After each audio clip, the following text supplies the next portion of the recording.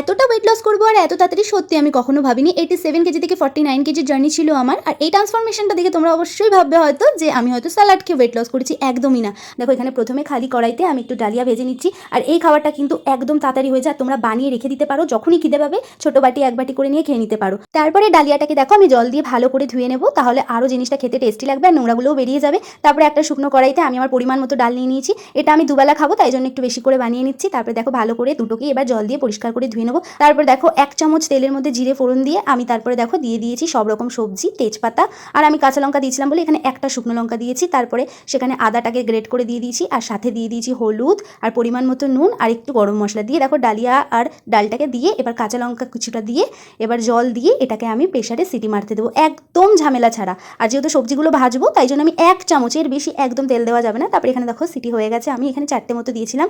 কোনো ঝামেলা ছাড়াই তোমাদের দেখো সারা দিনের একটা ডায়েট হয়ে যাবে।